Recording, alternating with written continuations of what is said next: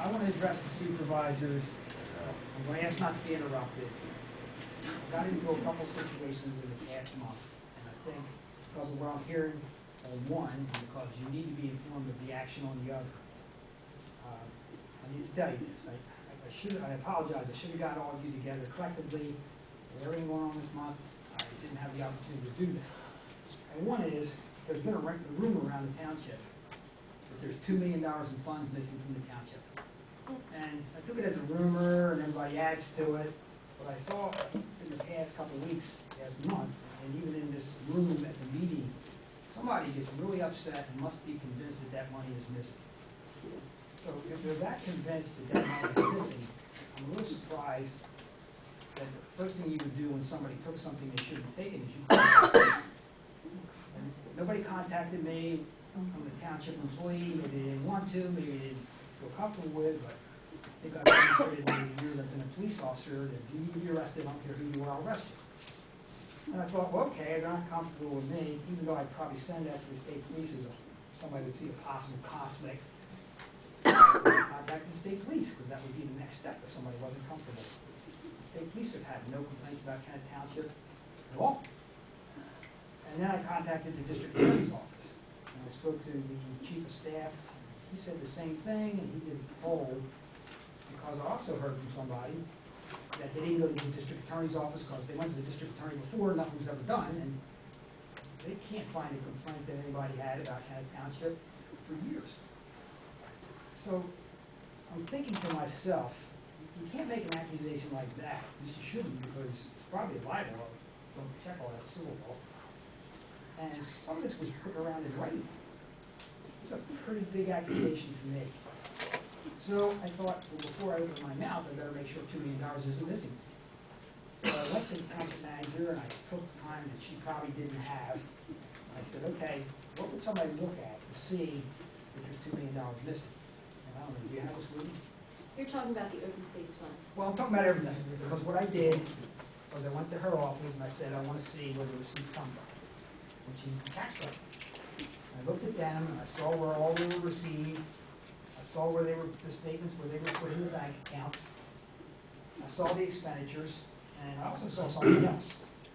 Told me, yeah, somebody could probably not understand all that and think that there's money missing. And that was 2008. Do you have this? So I can show this. I have my copy. Okay. All right. Well, I'll explain.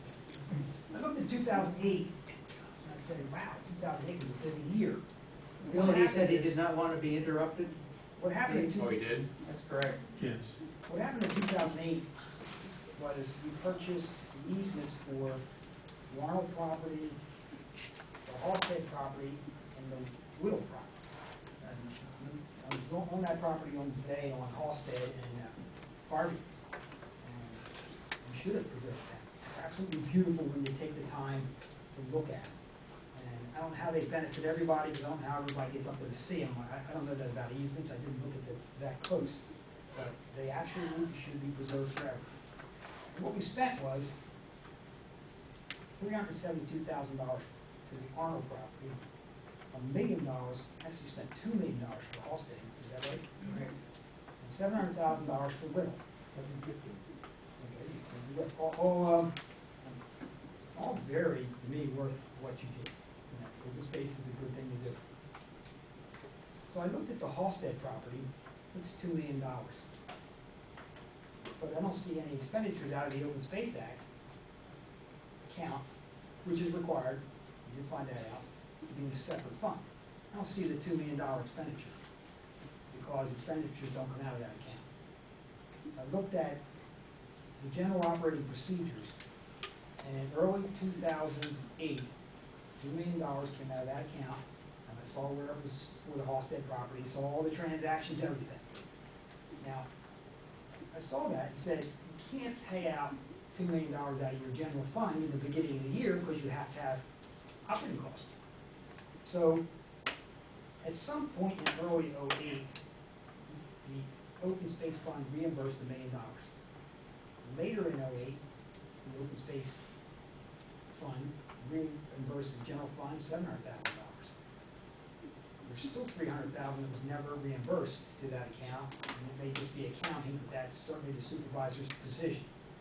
Well, when you look at this, you look at, in the beginning of the year, there's close to $4 million in that account, and at the end of the year, there's $1,783,658. So if you're just looking at that account, you say, where did $2 million go? And of course, you have to look at the expenditures. So as I said, unless you've got some kind of proof, this is an awful accusation to make. And I don't think people should continue to make it. But, I then went back to the issue of the 9 and 10 audit. And this puzzled me because I got a hypothetical question. And this is why I say they're two different things. I got a hypothetical question from some residents who said, we have a hypothetical question. Police officers get them all the time. And they said, if we submitted something to somebody and said it was all authentic, true, accurate, reliable, and it's not, do we commit a crime? The close answer to that is yes. Because there are laws in the crimes code about unsworn statements, deceptive business practices, there's all kinds of things in the crimes code that fix that. But the immediate response was, we didn't take the money. And that really puzzled me because we didn't take the money. And I kind of forgot about it for a little bit. And another thing puzzled me was they didn't want to meet me in the township building and they wanted to meet me somewhere privately. To the point that when I continued to talk to them, I said, well, I know you, I don't know what you're into, but I think you need to talk to an attorney first. Now, there's a change about constitutional rights and all that when you have to advise and everything, but still. This is something that bugged me because they said we. Somebody else could come in ahead of time and talk to me, and there could be a crime there. Because I went back to the 09 through the 10 audits. Now, if you're going to claim the $2 million is taken, and then you've got these audits that you can't find the auditor, it looks like they're from the audits. So it looks like somebody in this building, the supervisors, almost took $2 million. If you say, well, they were from the audits. And I'm a little puzzled by this audit thing because my records tell me that shortly after the 10 audit, you asked me to check that number. Said, hey, can you locate who was at that mailbox 8129? And again, I should have been more on top of this. That post office box number was on his stationery. Yes, it is. I didn't know that. All I had was the post office box number. But at some point, I saw the zip code. And the zip code was 19803. But yet, his address says Wilmington, Delaware. And that question came up. What's really going on here? 19803 is obviously the zip code, and that's what the post office relies on. So whatever we sent, if it was mailed to 8192, 19803, it didn't go there. So I mailed a couple letters myself, and they didn't come back, so I figured, well, it must be a mistake on the number. It must be Wilmington, and the zip code is wrong. Except, everything he sent us is 8129, 19803. So I went to the post office and found out what happened. You know, they didn't come back. The third one I sent did. How can this happen? And the answer was, is somebody puts a forwarding on that box. And it comes in, and the person who's sorting the mail knows the person it's forwarded to, it's human. It's faster just to throw it. Can happen, is what I was told. And I looked, then I started to get, after I bugged Lisa about all these figures on the money, I asked for the audits, and I went back to, is it not authentic? Hey, what's up? Now, in the meantime, we had the discussion about, why don't we just do these over again, and last month we decided to do them over again. We're going to have to do them over again anyway, because when I found all this out, I decided I need to look at these laws to see what's going on. You're going to have to get an accountant for me, and you won't pay. No matter who investigated, state police, county, federal, you pay the cost. And I took them to another accountant, and the accounting process for business, because we had a comment here about, I ran a business for 30 years, and those audits are nothing like that. True. Absolutely. Because municipal accounting principles or practices in Pennsylvania are different than business stuff. comply with DCED standards, you have to submit the reports to them. Not the whole report, you have to fill out the forms. So, at one point I see this man, Ed Johnson, CPA, and another thing I see SGR Group, Certified Public Accountants. The thing that bothers me about all the correspondence on this is there's no physical address for his office. None. So how can we drop anything off if we wanted to? We can't. There's no physical address. Then the next thing that concerned me was there's no telephone number. So how do we contact him? And email. There's no email either. So looking back on this, I think whoever did this either knew you or somebody else knew you, and they knew you were too trustworthy. That's the first thing there. The second thing was, how did you get the job? And the answer to that is, you're conservative spenders. I know that better than anybody. Try to get certain things. And that's a good thing. That's probably why you have your supervisor. He came in, and he came in much lower than the next bid. And he gave you a 2-year package. And the next year was going to be lower. So, I don't want to go into all the investigative things, because I got an active investigation going on this, because this is basically, in simple terms, fraud, deceit. I'm surprised. I needed to know, how did this guy get in here? That surprises me even more, and I'm sure there's some red flags go up, but you're not in my business. I saw from the beginning red flags, which you probably would have seen. And the first one was, I don't know if you knew how he arrived here. Because at some point I asked some questions, and it was supposed to be, from some people, in response to an ad. Well, there's no copy of an ad. So he didn't come here in response to an ad. He happened to show up when you had a work session. How does he know, he's from Delaware, when your work session is? He just arrived here at a work session. He made a presentation to you, and now I thought about it, I seem to remember who he was. The next thing that surprised me in that is, he gets here September 24th and 9th. He sends you a letter, and it's not a nice letterhead, it's not a decent letterhead, it's simply, the whole thing, I think, from what I've seen so far, is nothing but copy paper. He doesn't send you an original letter that I can find. He sends this letter, there's no office address, there's no place for us to go to find him, and the post office box doesn't exist. He makes a presentation to you in that work session. This is before Scudder, so it was radio. He's a very reasonable person. He seems very knowledgeable. He went down the list of everything he could to sell you this. Now, okay, that happens all the time. It's called fraud. You get the check, and you walk away happy. He didn't take the check. He took it, but he didn't cash it. Okay? That goes back to somebody asking me, but we didn't take the money. Because the only thing I could think of that happened here in the last couple of years that we didn't take the money is this. So look further, and I say, I asked about this, and it was inconceivable if this guy could do this 2 years in a row. Well, I computed it one, why not? And that's exactly what he did. He arrived here again. He knew that Lisa told him first meeting, I don't believe you were in there for everything when he talked. You left and then you came back, and he asked the question of you, when do I do this? When do I start? And you said, it takes me a month to get things together. Well, he says, okay, I'll be back February 2nd. Well, that's 4 months. That's October, November, December, and January. You mean nothing changed in his life in 4 months?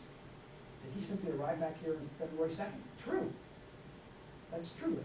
He didn't make a phone call and say, hey, are you ready? He did nothing. He just showed up here. He sat in the conference room. He played with papers. Because the more I'm looking at this, the more I don't think he did it. I think took it to somebody and they did it. Because although it meets the standards, it is not very good. You look at it compared to Tim Unbright's, and you see it right away. But it met the standards. I mean, there was nothing wrong with that. I'm a little surprised that it didn't include liabilities for 9 and 10. And he comes back and he does the same thing over again, and now I remember what he looked like and everything. So I may be able to find him under a different method, but the problem is his name was Ed Johnson. So when you put that name into computers, which you can do for a driver's license, particularly in Pennsylvania, you only need a bit first, you get 5 pages of it. When you put it into systems across the country, you get even more than that. So it's a very common name, and it looks to me like all the signatures are exactly the same. I haven't sent that to a lab yet. I think this man, I need to work on this. Very difficult because you were deceived, and somebody, if we is correct on this, is out to do this to the township. What the reason is, I don't know, but I start to see some things where somebody tried to deceive you also. And there's some other things that need to check. Why would somebody do this? Could be a lot of reasons. Could be ex-employee, you do have a few of them. It could be somebody didn't like a decision you made, and you were bound to make certain, most of the decisions you make, you're bound by law to make. Although the practice in the past is better now because there's an opportunity for you to explain. In the past, there'd be discussions in the work session. People would come to the work session, you see the public was informed, there were minutes put out on the website. When you came in here, there'd only be a couple people, and it would be past such and such, such and such, but there wouldn't be a lot of explanation. That's changed now, and that's a good thing that it has changed. So somebody read all this very clearly, very carefully. And as I said, I need to continue looking for this. In this investigative matter, I need the separate advice of a lawyer. Somebody who's familiar with investigative procedures, somebody who knows civil law, a lot of this is civil law, and also can do the criminal law. I need separate advice. I had it in other places I went. I used it in other departments I did things for. I need to go forward, and I need to get counsel. Now, we have a very good general solicitor. The guy's been doing this on the laws for years. He's the general solicitor. And I need somebody who can aid me in this. There's going to be a cost. There's already been some cost. You need to get to the bottom of this. However, you have our full support. If you need separate counsel, let us know. I'll make a motion, Mr. Chairman. I move we approve the chief's request for investigative support. I second that. Is there any other comments to the clerk? No, other than the fact that I'm very pleased that the chief has been as diligent and as thorough as he's been in pursuing this. And if I heard him correctly, that he's beginning to remember the face that was involved. And I certainly have, for some considerable period of time, been concerned about the story that he has recounted, and so I'm glad that is going forward, just as I'm looking forward to the audit for 09 and 10. It's done now. I don't have it, but I'm sitting with Umbre at the end of the week to review it, and then the supervisors will review it. But on that, I would like to be able to ask him to do an audit of the open space fund and put this open. There's a motion on the table. Motion on the table to, as Bob put it, which I seconded. Do we have any further questions? And if not, I call the question. All those in favor? Aye. Aye. Now, on to the open space fund. Yes. I would like to know if the supervisors will approve for Tim to do a separate audit of the open space fund. And that is also my recommendation. And I haven't seen Mr. Bright. He mentioned to me that when he comes in, he wants to go over it. Well, So I assume that would be an extra charge because that is not in his. I think that's a very reasonable request. I'm confused by that, though, because the audit should include all of the funds. He meant going back to the beginning of the open space fund. Oh, that's what you're asking, And that's Jim? what I'm asking. Look at the I'm whole asking thing, not that, just and figures. he said he wants to review it. I think that that's a perfectly appropriate thing to do at this point. There's been enough rough water down this stream with a lot of lack of answers because of, well, not lack of answers, but I'm sure incomplete picture of what has happened. So I think it makes a great deal of sense to focus on that very directly. I'll second that. Well, I think we need a motion. we do. You might as well We're make going one. to spend money, so we should have to find a fee. Yeah. So that means better need a motion? Yeah. Did you make the motion, Senator?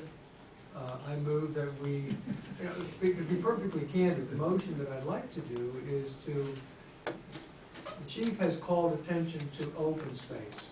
I think there's an equally important question about sewer funds.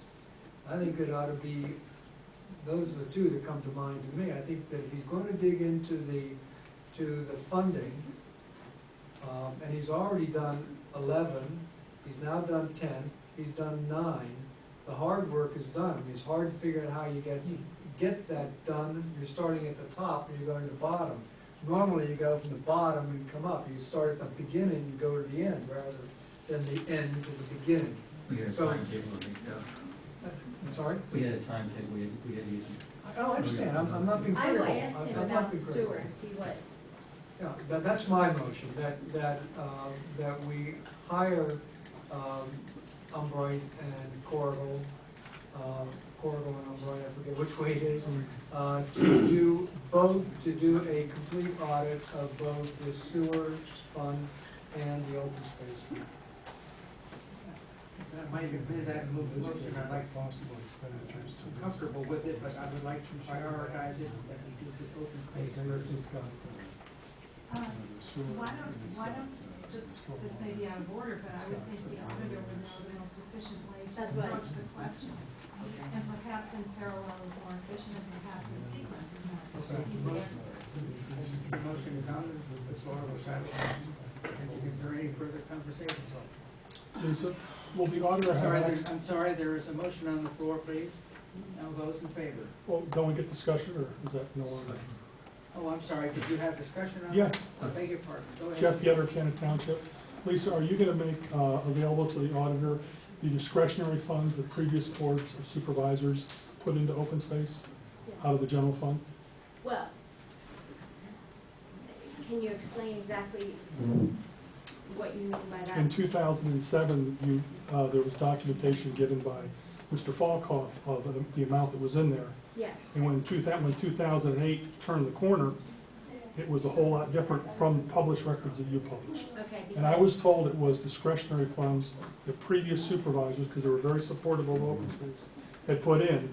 But now, because we weren't working with the land trust, we decided to take them out so we could save it in every month. And let me explain what happened.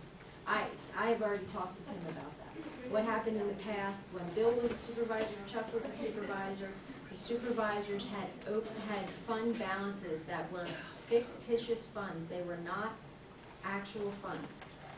So what they said was, they had a, well, it's not, let me explain what they did first before everybody, I'm not a supervisor here. This is what all the other supervisors did, so let me explain it. The supervisors would say they had $5 million in the general fund. At the end of each year, they would say, okay, we're going to allocate $2 million to the sewer fund, $3 million to the open space fund, so on and so forth. And that's what they did. That's where they came up with the $4 million that was presented in the open space fund. That money was never put into a separate account for open space. It was never earmarked in any budgeting. It was a fund balance that all the supervisors created. I don't know if Chuck or Bill, if you remember that you guys used to do that. Do you remember the fund balances that? No, I don't remember the fund balances. I remember the budgets that were very carefully gone over by line item as to what we had coming in and what we were going to spend and what we were going to spend it on. Right, but the supervisors also had fund balances that they, at the end of each year, they would say, okay, we have a surplus and we have this ongoing fund balance for sewer, open space, street light, hydrant, and ongoing thing. yeah, and so each year the supervisors would say, we have a $300,000 surplus, we're going to put $100,000 in open spaces. So that's how that works. Yeah, our budget at the time was around $1 million. We Right. did not have earned income tax. That's We right. contributed $2.8 million per year to us now. We got a lot more to worry about than we did then. Right. And so at one point, when that sheet was being presented to the public, I went to the supervisors and asked them to stop presenting that to the public because it's not actual funds. It's very confusing to people. It makes people think that there is a $4.5 million open space fund, which there is not. But to answer your question, Tim Umbright will have access to that. He has already seen that, and we've already discussed it. I would assume, Lisa, that when Tim does that review, he's going to have to do it not only the actual number, but he's going to also have to reconcile it to what you're talking about. And so I would assume, I presume, that his review would take that into consideration. Does that make sense? It may. You shake your head no. Well, because they weren't physical accounts. What the supervisors did is divided up all the general fund money, like they should, like Michael Gutman has asked them to do now. Except that then they just did it on paper. Now. But it's published and it's an official paper. That's the reconciliation of that official paper to the actual, it seems to me, is what Tim has to do. And if he wants to do it that way, that's fine with me. All those in favor of the motion? Aye. Aye. Okay. Joe, go ahead. Thank you, Joe Duffy. I had a question about the previous motion to give full support to the chief hiring an attorney. What's the extent of that support? I mean, what do you mean? Is that $10,000? Joe, at this moment in time, I could not even make a guess. Well, I is doubt- there a... I doubt if it's going to be $100,000, but if you said it was $1,000, I would. Right. I don't know. The chief isn't known for buying silver bullets, so I'll leave it at that. Right, and I make no aspersions. I thank him for doing all his work. But you as the supervisors, I mean, we're the taxpayers, kind of, is there a bracket on the extent of that support? This is a new idea that he has given to us tonight. He probably couldn't even answer the question either. One of the things. So then your meaning of support is you're behind the idea. Go ahead, Chief. and Will there see be where it another goes. motion for the cost? That's exactly my comment. wasn't I'm in there. assuming that at some point the chief will come back and say, this is what I need to do, and I have looked at various attorneys, and this is what is the person that I'm recommending, and this is what the cost breakdown would be, a fee letter would reflect. Then we'd be able to make a much more specific decision. My understanding of what I voted on tonight was to authorize the chief to go forward to investigate and look to getting the help that he needs. But we haven't given him a checkbook saying, knock at it. We have not given that checkbook. Right. No. So that's a separate decision later. It will be. It takes, I need to move forward with this. I'd rather have you cap it, 5,000, 10,000, then I come back, because I need to get moving with this. Well, it's not a budgeted item. We don't have this in our budget. Well, I think you do in my police account, do I? I put some extra cost in there. I was never thinking I had to do this. Put $10,000 cap on it or something, that's all. Who hires this person? Is it the Albert chief's will. gonna, Albert's gonna Yes. hire him? Mhm. So he's working for Albert. No, he's working for the township. He will be working for the township. Township. So then we hire him. If he is working for us and we're paying him, we hire him, correct? Technically, you're right.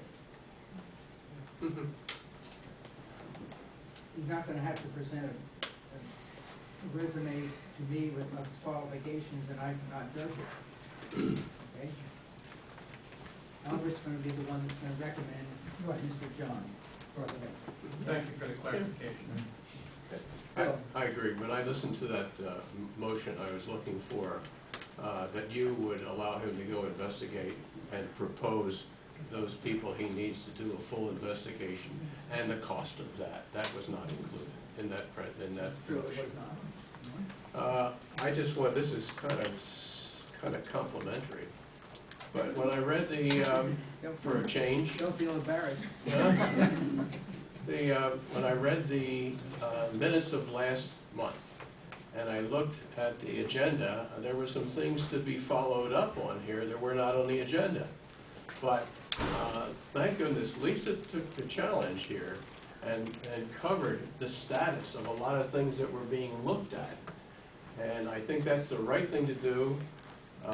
She probably knows more intimately about what's going on here and the numbers and that kind of stuff than any of the three of you. And I would like to see Lisa take a more important part in the procedures here, particularly with that one issue. And that issue is that she will look at the agenda, the minutes of the last meeting, and she will be prepared to follow up on what's still hanging, what's been done, and that kind of thing. Thank you, Bill. Yes. Amy Warren, I live on McFarland Road. I'm a party to the Limestone Ridge property conditional land use, and I'd like to support Matt Sabo and the points he made. And I think it's very important that you address those issues, and especially since the money that I assume will be subsidizing the housing is coming from a public fund, so it needs to be done ethically and above board. I quite agree with you. Thank you for your comment. Yes. John DeWay, I live on McFarland Road. I just want to mirror again what you just said. Okay. Really appreciate it. All right. And any other comments? We have bills to pay. We have bills to pay, and I would like to make a motion that we adjourn. May I? Very quick. Very quickly, as I think it's important that we keep a full picture of this. I think it began last month. In the past, we've had bills to pay in just one package. And the package this year, this month, and I think last month, is for bills coming out of the open space tax fund, bills being paid out of the escrow fund, bills being paid out of the sewer fund, and the general operating fund. So there are 4 different sets of bills that are being paid, and I'm assuming that the motion to pay included all 4 of them. So I just wanted us to all be clear that there is a shift in policy over the last 2 months or so, and I think that that follows up on the audit that was recommended. Yes. So it was moved and seconded, and now certainly Okay, All in favor? Well, we've adjourned, but go ahead, please. Go on. I just wanted to make a comment because of what Chief McCarthy brought up and the immediacy that he feels and that is really there to continue this investigation. It doesn't involve money yet. It has to be approved by the board. And I don't know what the time is right now because I don't have my watch on, but I just feel that it would be very expedient for township business to get things moving along and to be able to, take hold of something like this that comes up at a meeting and then be able to live with it. To have those workshops, the public workshops. We have been told not to take action at workshops, so they become useless almost. Well, if they're public workshops, and of course you meet, I'm sure together, in between to discuss business. I think that's how things keep moving along, and it's a very positive thing. So I really hope that you'll consider that. Well, it's on our agenda to think about. Thank you very much. Thank you. And we have adjourned. You may not know it. Okay.